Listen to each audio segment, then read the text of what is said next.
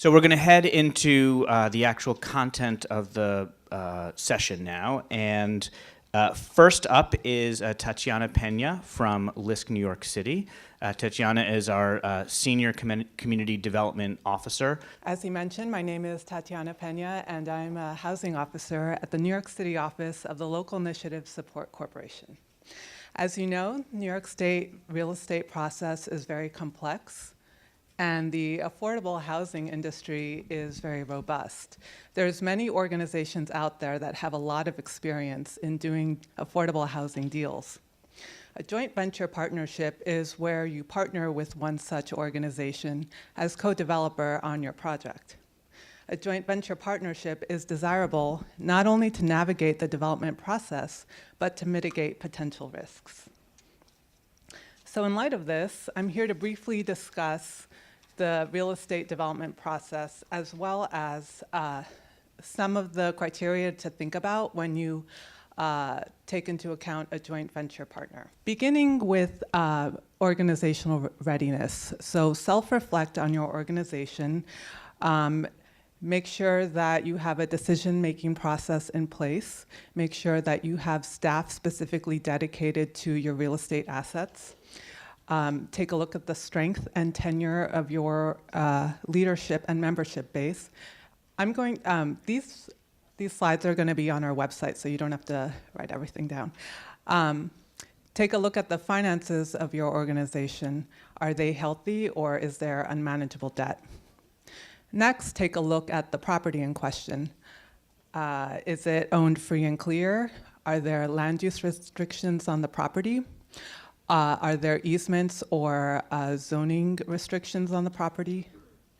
An easement is the right to cross or otherwise use someone else's land for a specific purpose. And zoning law regulates building use, height, and size. Most importantly, make sure that you have an overall vision in place. Another crucial aspect is community support. Have you engaged key stakeholders in the community board, elected officials?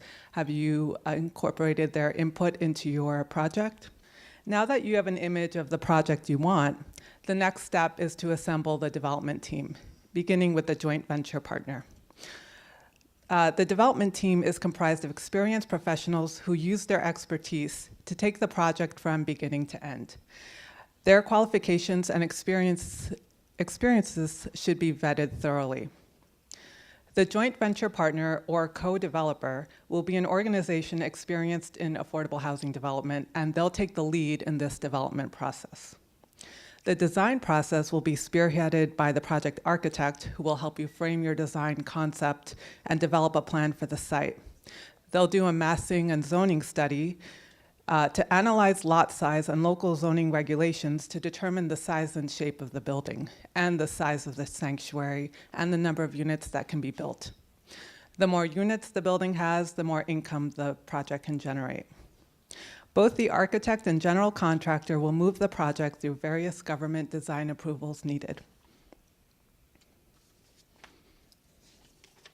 So next we move on to financing. Securing the financing for the project can involve multiple government agencies and lenders, and government agencies will have programmatic criteria that must be met.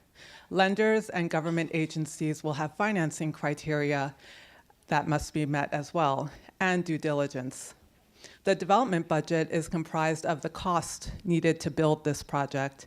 The developer and general contractor will work together to determine the construction costs. Other costs include soft costs such as appraisal fees and lender fees, and of course there's the developer fees and required reserves. These costs are funded by funding sources, and they include bank loans, government loans, low-income housing tax credit equity, and developer equity. So once you've gone through all these steps, the project closes on construction financing. This process typically takes 2 years to a couple of years and depends on the specifics of the project as well as the strength of the joint venture partner. At the closing, the construction sources are financed.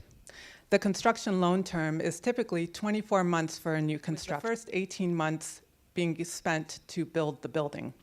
And during this time, the lender and government agency monitor the construction process as well as the general contractor, with the last 6 months spent marketing the project in accordance with government regulations, renting up the project, and making sure that the permanent lender's requirements to convert to permanent financing are met. Having a joint venture partner and the right development team can help mitigate these risks as well as navigate through the project milestones.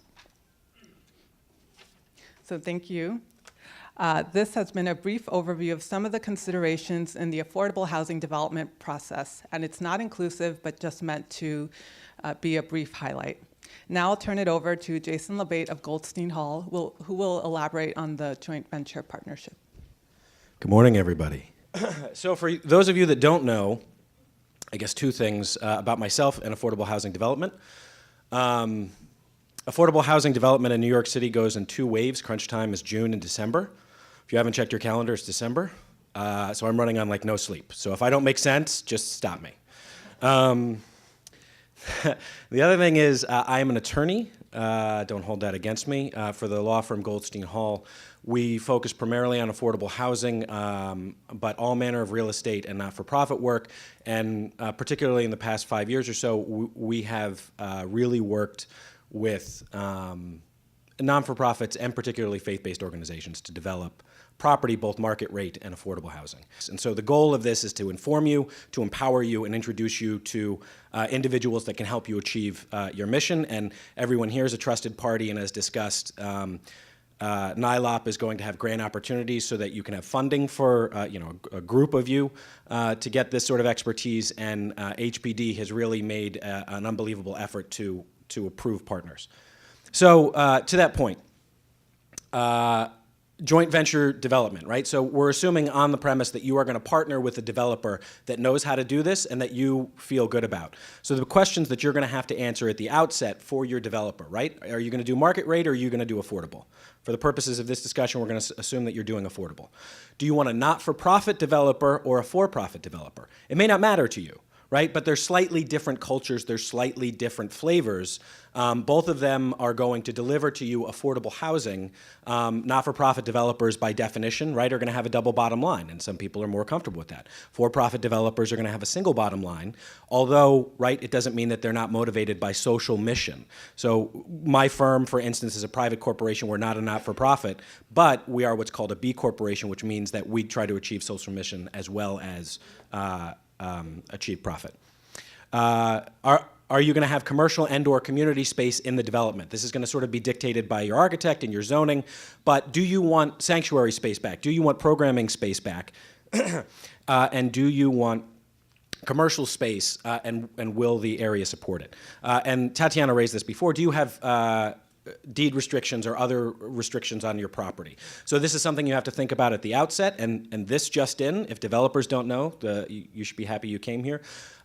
So a new law just passed by City Council earlier this week for a process on deed restrictions on how it's going to have to be reviewed and approved, specifically through DCAS. It still needs to be approved by the mayor, and I think rules are going to have to be written. But the point is, many of you that received city-owned property may have deed restrictions that say you need to have community use on your property, which means either sanctuary or soup kitchen or other things that serve the community that aren't commercial spaces. And affordable housing frequently doesn't fit into that, and so you're going to need to address that deed restriction at the beginning as a threshold matter to develop. It's so important to know the other hoops that you're going to have to jump through is to get Attorney General approval. So as not-for-profits or religious organizations, right, you are charged with the mission of serving the public. You get advantages for serving the public. Enforcing or overseeing that you're doing that is the Attorney General. And the short is that the Attorney General is going to have to approve any transfer of real property. If you're a religious organization, any transfer of real property, period, end of story, is going to require AG approval. If you're a not-for-profit, the threshold is substantially all of your assets. The things that you're going to need to provide to them are evaluation of the property, so an appraisal, and the consideration that you're getting in return. Frequently, it will be space in these deals, but if it's just a cash deal, that's easier to explain to them, and the certainty with which you're going to get those things. So anybody that breaks into this area does so as a joint venture, because you've got state agencies, not-for-profit lenders, equity investors. They all want to see your track record and to know who you are. This is just an overview of sort of how a joint venture might work. So now you've identified who your partner is. You might know what your project is, or roughly what your project is. You need to identify who, right, in the marriage, the partnership, is going to do what. So who's going to have decision-making? Typically, the developer will have decision-making authority, and you all might have review and approval of the affordable housing component. For if you're getting space, worship space, community space, largely you will have control over that. Financial design and specifics. What does the outside of the building look like? If you're a church, is it going to be obviously a church? Will it be, what side of the street will it be on? Who will select professionals? Development agreements on who, there's something called the developer's fee. How is that going to be paid to you and broken out? Dispute resolution. If things fall apart, what happens? How do you figure that out? Are you forced to come to the table? And then exit strategy. Financial issues that a joint venture partner will help you with. This is just an example. So your 3 stages are pre-development, construction, and permanent. Developer, this is important, so I guess I'll spend 1 more minute on it. You don't want to have to come out of pocket for your pre-development expenses. Your pre-development expenses are your appraisal, your architect to figure out what can be built there, possibly your attorney to see what's on title and if you need deed restrictions changed, et cetera. A joint venture partner or LISC's program here is designed to give you pre-development funds, right? So most of our partners are low on cash, but may be property rich. A joint venture partner or programs like LISC or piloting are designed to sort of give you the upfront loans to pay for these costs so you can figure out what you have, be smart about it, and to figure out how to develop. After that, your equity is going to figure out who's going to actually put in the equity, right? Because as Tatiana said, your loan to value is not going to be 100%. You need to figure out who's going to get paid what, and there's this upfront chunk, which is essentially your profit for putting the deal together, which is your developer's fee, your cash flow split, and then who's providing guarantees, and almost certainly that will be your developer. Tatiana discussed operational issues. Just know, again, like development, property management should be done by somebody that works in this space, has done it before, and your financiers are going to require it. And then Lisa will discuss sort of the difference between property management and asset management. And the short is that the property manager will answer to the asset manager. So the answer is always that Lisa's in charge. One of your sources of financing for affordable housing is something called tax credits. And that is a federal program whereby mostly banks, in return for contributing equity to these properties, get a tax write-off. And banks happen to get more benefits from this because there's things called Community Reinvestment Act credits. So banks typically do this. Those tax credits expire on the 15th year after the program or the project's been put in service. So importantly, from the outset, what you want to be thinking about, right, is we've talked about a lot of stakeholders that are in the deal and at the table. But at year 15, the tax credit investor exit, and the tax credit investor, although is not operating the project, has a 99.9% ownership interest so they can reap the tax credits. What you want, this is important, typically is the right of first refusal at year 15 for your organization, not for profit, to buy them out. Right, so that gives you ownership over the project, and there's specific regulations for that. Guarantees we talked about, so I won't go through that. Just know there's a lot of them, and you shouldn't do them. Your development partner should. And this, now LISC is probably tired of hearing me say this. So this is an org chart, an organizational chart, right, of the legal entities for a tax credit deal. And the point of showing you this to you is not so that it's emblazoned in your memory, it's to scare you. It is very complicated. There are a lot of players, right? Your attorney and will certainly help you develop all of this. But everyone, the developers and the other stakeholders in this room that know this, right? They see this and they're like, oh yeah, they get it instantly. But it takes a long time to sort of get here. So hopefully this was helpful in giving you an overview of issues to think about. I'm happy to talk more, and being here is the first step in and crossing the finish line, or I guess crossing the finish line to get started.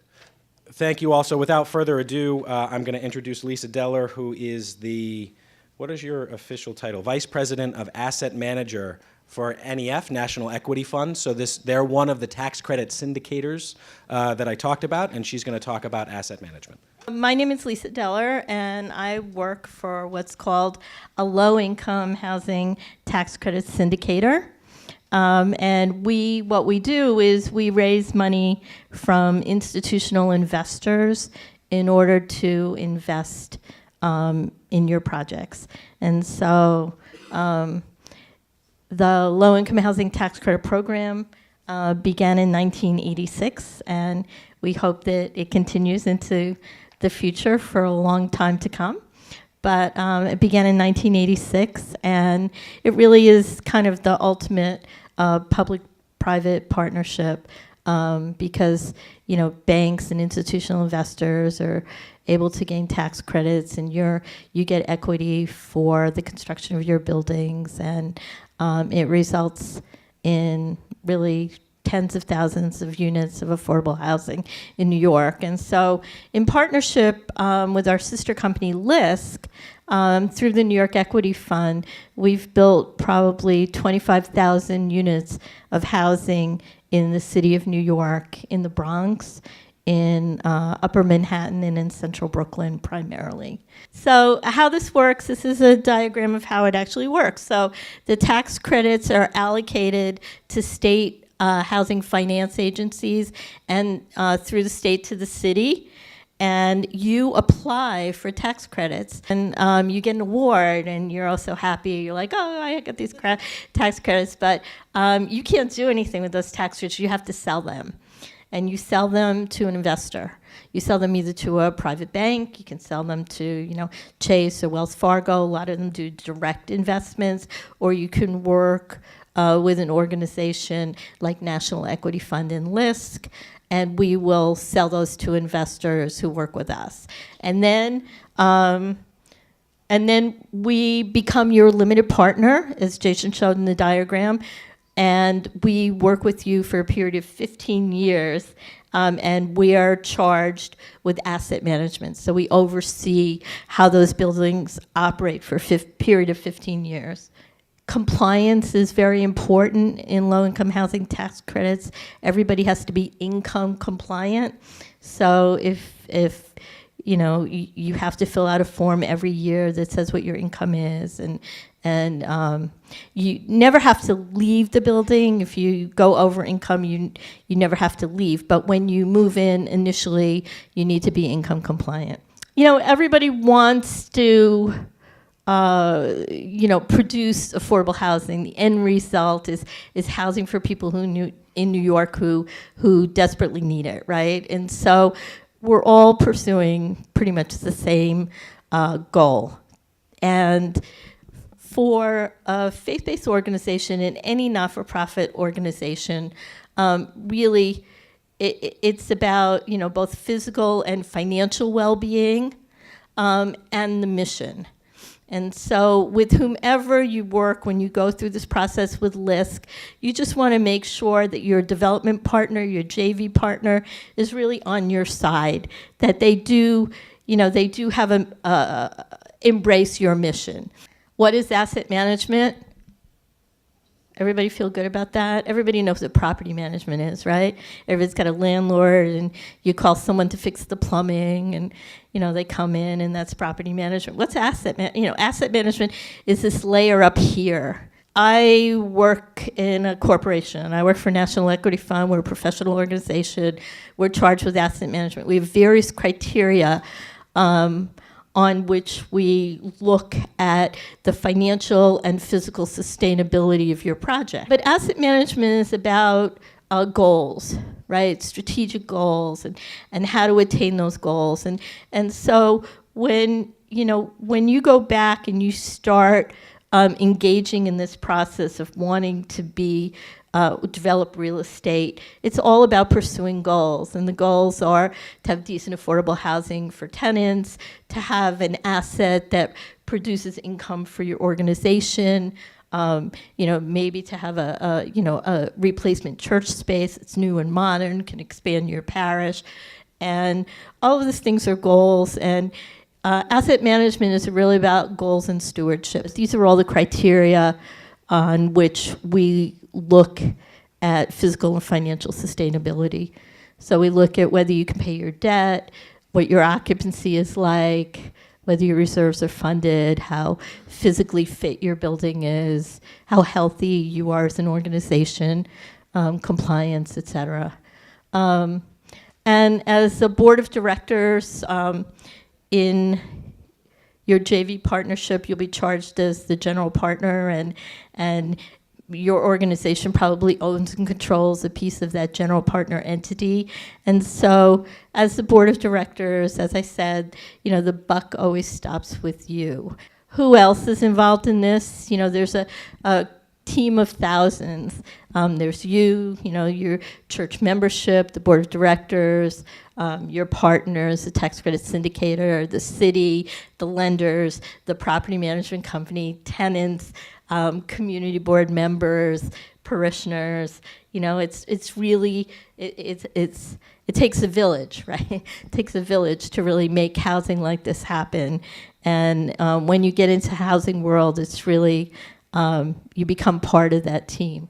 You have the risk of doing it really poorly. So it's better to create a subcommittee, a team of people who are focused on wanting to oversee the building. So if you have a board, you create a little housing committee, and the housing committee is charged with pursuing these goals. Thank you all. Thank you, Grace. I would like to invite all of the previous speakers to just come back up. So Tatiana, Jason, and Lisa. And I will open it up for questions in a few minutes from the audience. I think I'm just gonna. Yeah. Couple of takeaways. There was a lot of information thrown at all of you, and again, don't feel like you have to know it all or walk away knowing it. Partially, it's the goal of throwing a lot at you is just to underscore how complex and how much there is in this game, not to dissuade you or intimidate you, but to let you know that it's biting off a big thing to step into any kind of real estate development, but particularly affordable housing development, which includes public resources and a lot of eyes on you. As Lisa was saying, it's a cast of thousands. So our program does take as its premise that organizations that are mission driven, who don't have real estate experience, the way into this field is through a joint venture partnership.